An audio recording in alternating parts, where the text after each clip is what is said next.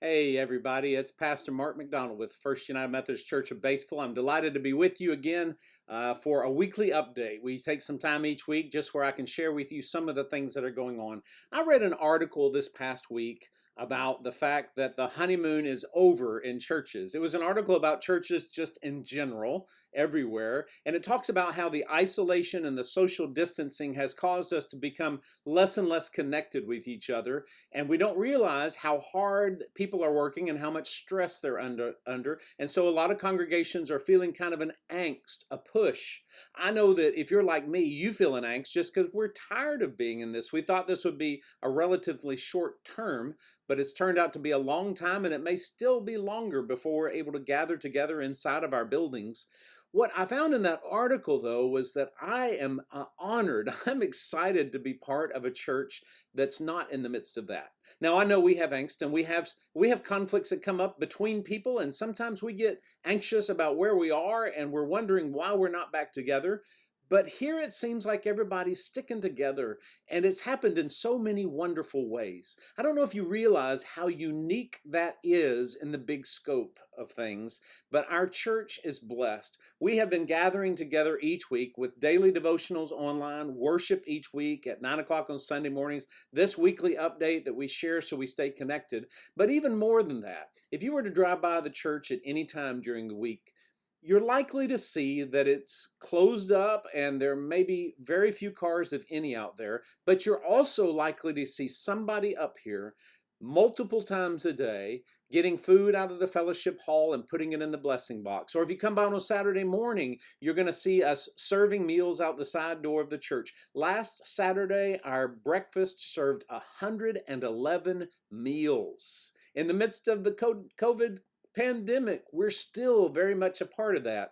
Now, I've been told that our breakfast has enough money to last for another 6 weeks, so we're asking for more donations to that. We're constantly refilling the blessing box, so if you can give some money to help with our food ministries, especially right now our breakfast outreach, please do that.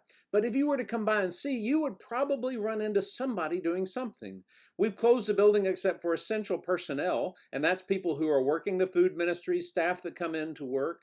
And I see activity around there, but more than that, you might find one of a half a dozen small groups that are meeting out in the breezeway or on the back deck of the Grammar House. I've met with people. We've met in different places. Down by the river, there are a couple pavilions where people are meeting in small groups. They're meeting in their cars and sharing coffee through the windows, not with each other, but sharing in a cup of coffee in separate cars. We have found the most creative ways. Our shepherd groups, I hope that you will be part of one of those. It's not complicated. It's not a Bible study. It's not a requirement.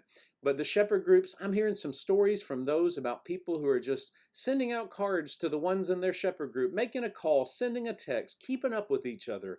That's what's making us strong to get through this.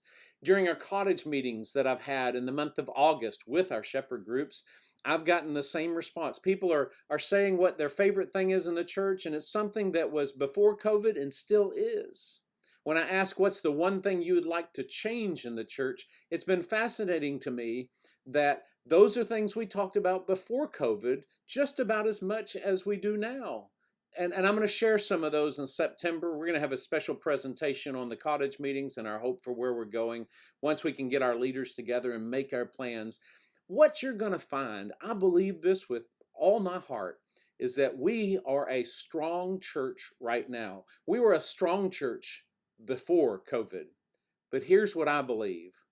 We're going to be multiple times stronger when we come through this, and we will come through this. Thank you so much for giving to support the church, for giving online, dropping your checks off. Thank you for being part of groups, staying connected, keeping in touch with me.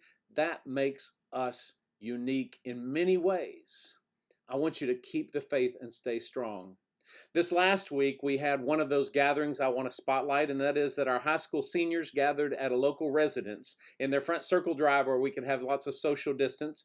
And we did a time for them to prepare for their senior year. As odd as that probably seems like, We had Linda Wade and Coach Fowler as speakers to share about their faith and how you stay strong in the faith in school and work and life. And then had a prayer of blessing over the kids that were starting back to school. There is a certain excitement about that is wonderful. And while we did that, I want you to see the number of kids that are still ready to go. We're all anxious to get back to some of the old ways, but these new ways are exciting.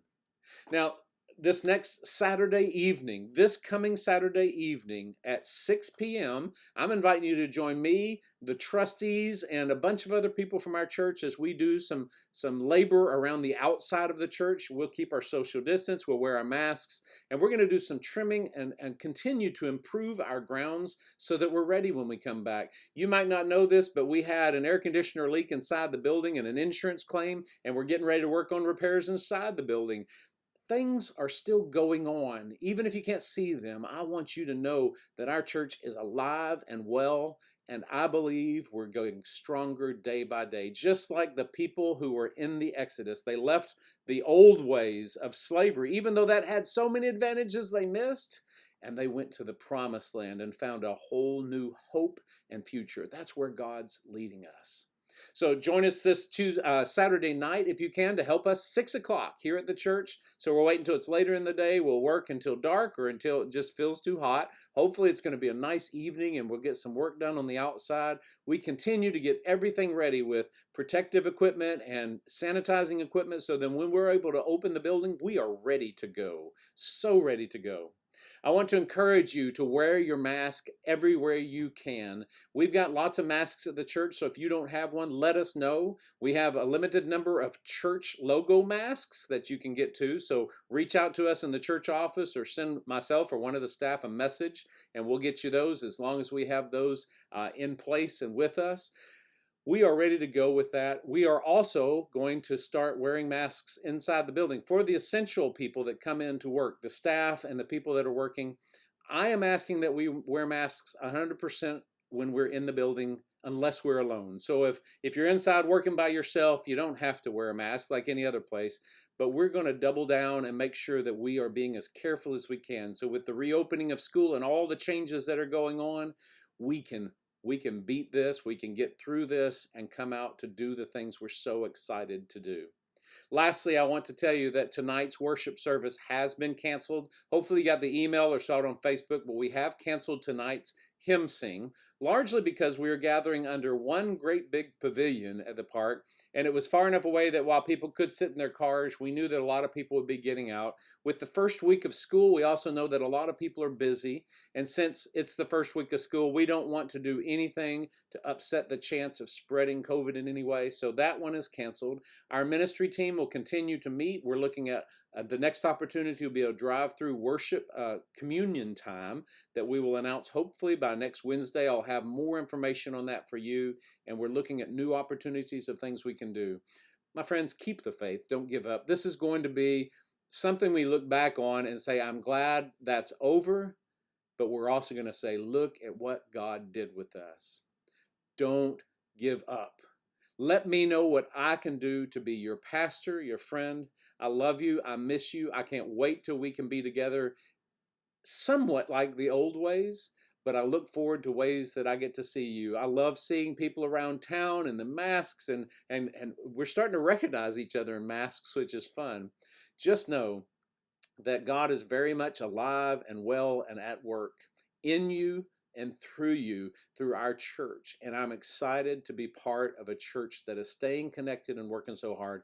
Please get involved with the Shepherd Group. Let me know how I can be your pastor. Reach out to myself or the staff. Let us know how we can help you, what your needs are, and help us as we love God, love others, and serve the world. God bless. And hashtag be a blessing.